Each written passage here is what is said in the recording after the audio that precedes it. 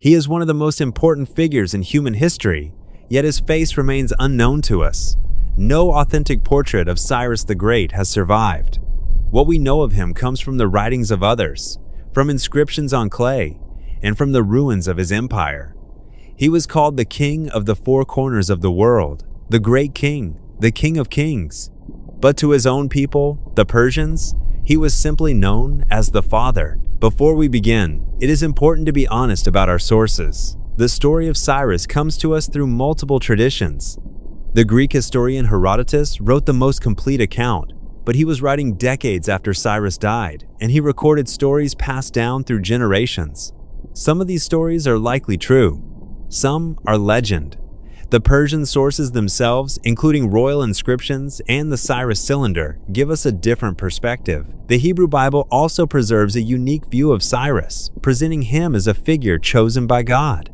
As we go through this story, we will be clear about what is known, what is believed, and where our information comes from. In the 6th century before Christ, the ancient world was dominated by 4 major powers. In Egypt, the pharaohs ruled the Nile. In Mesopotamia, the city of Babylon stood as the greatest metropolis on earth.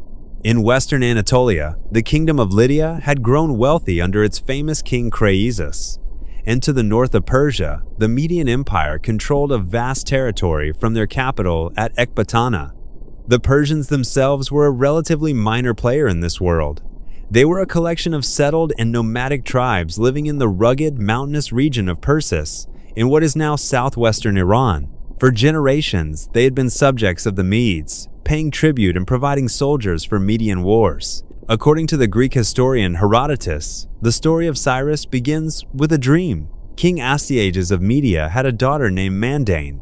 One night, he dreamed that a vine grew from her womb and spread across all of Asia. Terrified, he summoned his priests, the Magi, who interpreted the dream to mean that Mandane's son would one day overthrow him. We should note that this type of story is a common theme in ancient literature. It appears in the stories of other rulers from different cultures. Whether this actually happened or was a later invention, we cannot say for certain. The Persian sources themselves do not mention any of this. They present Cyrus as divinely chosen from the beginning. According to Herodotus, to prevent this prophecy, Astyages married his daughter to a quiet Persian named Cambyses I. But when Mandane became pregnant, the king's fear returned. He ordered his general Harpagus to take the newborn infant and kill it. Harpagus could not do it himself. He gave the baby to a herdsman named Mithridates and ordered him to leave it in the mountains to die. The herdsman took the baby home. His wife had just given birth to a stillborn child. They swapped the babies. The dead child was left in the mountains. The prince was raised as a shepherd's son. The boy was named Cyrus. Even as a child, he was a natural leader. One day, while playing king with village children, he ordered the son of a noble to be punished. The noble complained to King Astyages. When Cyrus was brought before him, the king recognized something familiar. Under torture, the herdsman confessed the truth. Astyages was furious at Harpagus. He invited him to a banquet and served him the flesh of his own son. Harpagus showed no emotion but began planning revenge. The priest said the danger had passed because Cyrus had already been king in a game. Astyages let Cyrus return to his real parents in Persia. This entire narrative comes from Herodotus. The Persian sources do not mention any of these events. They present Cyrus as the legitimate king from a royal line. The truth likely lies somewhere between these two perspectives. Back in Persia, Cyrus united the tribes. Herodotus records that he gave them a choice between a day of hard labor, followed by a feast, or endless labor under the Medes. They chose the feast. They chose freedom. They chose Cyrus. Word of the revolt reached Ecbatana. King Astyages prepared for war. He made a fatal mistake. He appointed Harpagus as his commander. Harpagus opened secret communications with Cyrus. When the armies met, his troops switched sides. The Median army collapsed. Astyages was captured. Cyrus showed mercy and kept his grandfather at court until he died. He united Medes and Persians into one kingdom. Cyrus now controlled a vast territory, but he wanted more. To the west lay Lydia, ruled by the famously rich King Croesus. Croesus consulted the oracle of Delphi. The oracle said if he crossed the Halys River, he would destroy a great empire. Croesus attacked. The first battle was indecisive. Croesus retreated for winter and dismissed his army. Cyrus did not wait. He marched through snow and appeared at Sardis. The Lydians had famous cavalry. Cyrus placed camels in front of his army. The horses panicked at the camel scent. The Lydian cavalry was destroyed. Sardis fell. Croesus was captured. Legend says Cyrus ordered Croesus burned alive. On the pyre, Croesus cried out the name of Solon, a Greek sage who had said no man can be called happy until he is dead. Cyrus was moved. A sudden rainstorm quenched the flames. Cyrus spared Croesus and made him an advisor. Whether true or not, it reflects Cyrus's reputation for mercy. Cyrus now turned east, conquering Bactria, Sogdiana, and Gandhara. He founded his capital at Pasargadae. Meanwhile, in Babylon, King Nabonidus was unpopular. He neglected Babylon's chief god, Marduk. The priests were angry. The people were restless. In 539 BC, Cyrus marched. He defeated the Babylonians at Opis. He captured Sippar without a fight. Babylon itself was impregnable. The Euphrates River flowed through it. Cyrus's engineers diverted the river upstream. The water level dropped. On a festival night, Persian soldiers waded through the riverbed and entered through unguarded gates. Babylon fell without destruction. Babylonian sources confirm the city fell without significant fighting.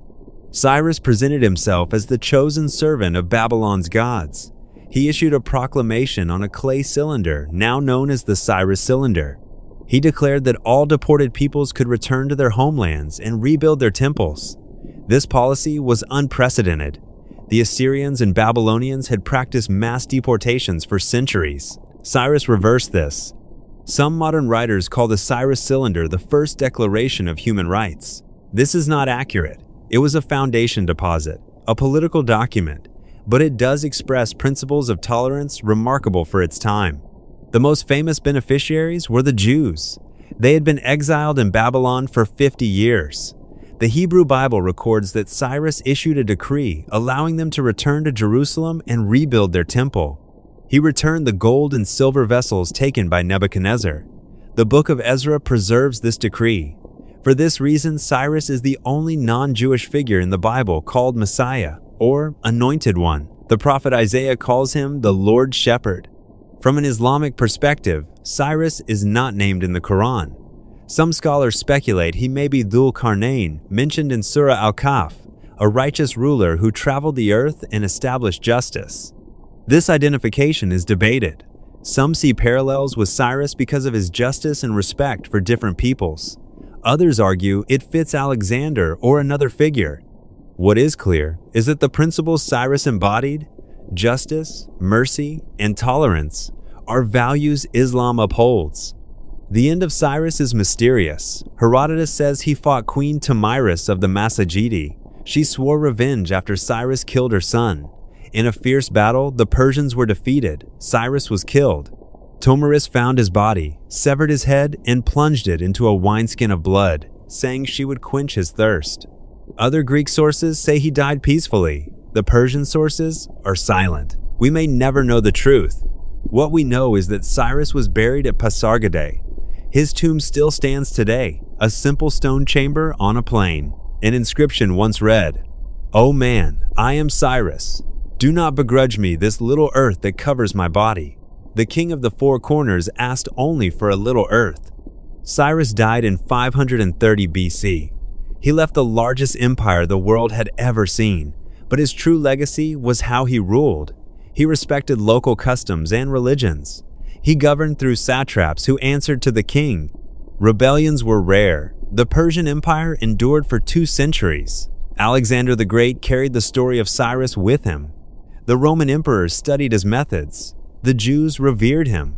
The Persians called him father. The Cyrus Cylinder now stands at the United Nations as a symbol of tolerance. Cyrus the Great remains a mystery. We do not know his face. We do not know exactly how he died. But we know what he did. He built an empire not on fear, but on respect. He conquered not to destroy, but to unite. He ruled not as a tyrant, but as a father. If you enjoyed this documentary on Cyrus the Great, please leave a like and subscribe to the channel for more videos like this. Hit the bell icon so you never miss an upload. We have videos on Alexander the Great, Sultan Suleiman, and many more coming. Subscribe now and join us on this journey through history. Thank you for watching.